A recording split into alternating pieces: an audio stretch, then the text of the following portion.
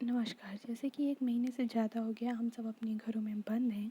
Lockdown का period चल रहा है, तो इस लॉकडाउन के पीरियड को बूस्टर पीरियड में कैसे कन्वर्ट करें? तो अगर हमें अपनी कोई जर्नी है उसको ईज़ी बनाना है तो हमें मंज़िल और उसका रास्ता दोनों पता होना चाहिए। ऐसे ही हमें अगर अपने जीवन की जर्नी को ईज़ी बनाना है तो हमें वो टारगेट और उसका रोड मैप भी क्लियर होना चाहिए। तो इसके लिए मैं आपसे कुछ पॉइंट डिस्कस करना चाहती हूँ। तो सबसे पहले आप अपने टारगेट मतलब अपनी मंज़िल को डिसाइड कीजिए। इसके लिए सबसे पहले आप जिस भी डिग्री कोर्सेज़ में इन्वॉल्व हैं उससे रिलेटेड जो सब्जेक्ट हैं उनको डिसाइड कीजिए कि किसको पढ़ने में आपको सबसे ज़्यादा मज़ा आता है। इसको डिसाइड करने के लिए आप अपने मार्क्स को साइड में रख दीजिएगा और ये डिसाइड करिए पढ़ने में किसको मज़ा आता है। अगर कोई भी सब्जेक्ट ऐसा नहीं है तो कौन सी क्रिएटिव एरिया को आपको करने में सबसे ज़्यादा, इनको लिस्ट आउट कीजिए। एक टेबल बनाइए जहाँ एरिया 1, एरिया 2, एरिया 3 वहाँ अपने एरियाज़ लिखिए और इस टेबल को भरने की कोशिश कीजिए। अब इस टेबल को भरने के लिए कुछ पॉइंट्स आपको बताती हूँ मैं। अब जैसे ही आपने एरिया डिसाइड किया तो आप उन एरिया से रिलेटेड जो टीचर्स आपके टच में, आप उन टीचर से कांटेक्ट कीजिए, अपने सीनियर से कांटेक्ट कीजिए जो उस ऑलरेडी उन एरिया उस पर्टिकुलर सब्जेक्ट के से रिलेटेड एरियाज़ में प्लेस्ड हैं। उन सारे लोगों से बात कीजिए, फ्रेंड से बात कीजिए। और वैसे भी अभी लॉकडाउन का पीरियड है, ऑनलाइन चैटिंग कॉलिंग ये सब बहुत ट्रेंड में है, लोग ईज़िली अवेलेबल हैं तो सब आपकी हेल्प करने के लिए तैयार रहेंगे।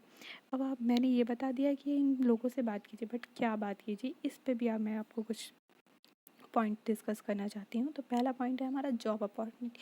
आपने एरिया तो डिसाइड कर लिया, बट इस एरिया से रिलेटेड क्या क्या जॉब अपॉर्चुनिटीज़ हैं आगे फ्यूचर में, आप इसको लिस्ट आउट कीजिए। और इनमें जो तीनों एरिया के हैं उनमें जो टॉप हैं वो सारी जॉब को आप लिस्ट आउट कर लीजिए। देन उसके बाद इनको इस जॉब तक पहुंचने के लिए क्या एलिजिबिलिटी क्राइटेरिया है, क्या पेपर वर्क आपको ज़रूरत पड़ेंगे, रिज्यूमे आपका कैसे अट्रैक्टिव लगेगा, ये सारी चीज़ को फुलफ़िल करने की कोशिश कीजिए। तो सबसे पहले फाइंड आउट कीजिए कि कोई एंट्रेंस एग्ज़ाम उसमें लगेगा या नहीं लगेगा।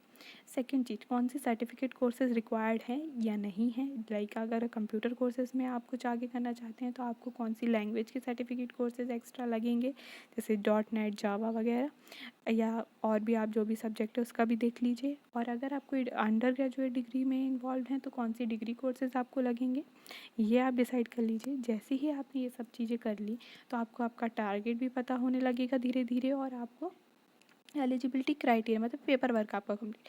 जैसे ही पेपर वर्क आपका कंप्लीट हो गया वैसे ही आप डिसाइड, अब आगे आप देखने लगे कि इस जॉब जो भी आपने डिसाइड की है जॉब, उससे रिलेटेड अप्रोचेस क्या हैं, मतलब क्या आपके अंदर स्किल्स होनी चाहिए।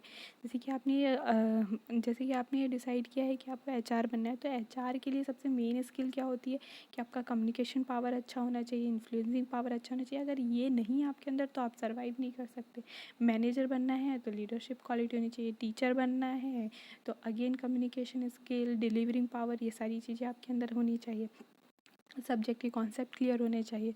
तो इन सारी चीज़ों पे वर्कआउट करिए अकॉर्डिंग टू योर चॉइस। जो भी आपकी चॉइस है जॉब की उसके अकॉर्डिंग आप इस अप्रोचेस को फाइंड आउट कीजिए और वर्कआउट कीजिए। जो आपके अंदर नहीं है उनको लाने की कोशिश करिए और जो अंदर है उसको पॉलिश करने की कोशिश कीजिए।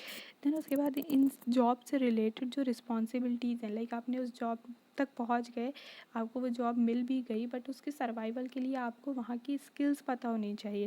लाइक रिस्पॉन्सिबिलिटीज़ क्या है, लाइक आपको IAS बनना है तो आपके पास अगर डिसीजन मेकिंग पावर नहीं है तो IAS बनने का कोई मतलब ही नहीं है, क्योंकि मेन काम उनका वही होता है। तो इस टाइप की जॉब रिस्पॉन्सिबिलिटीज़ को समझने की कोशिश कीजिए, वर्किंग एनवायरनमेंट को समझने की कोशिश कीजिए। ये सब आपको सर्वाइवल में हेल्प करेगा। आपके पास पेपर वर्क भी होगा, आपके पास स्किल भी होगी, तो आपको जॉब पाने से कोई नहीं रोक सकता। लास्ट है सैलरी डिसाइड कर लीजिए कि क्या सैलरी अभी चल रही है रीसेंट मार्केट में। इन सब के बेसिस पे आप अपना टारगेट डिसाइड कर लीजिए। टारगेट डिसाइड करते ही आपका रोड मैप भी डिसाइड हो जाएगा।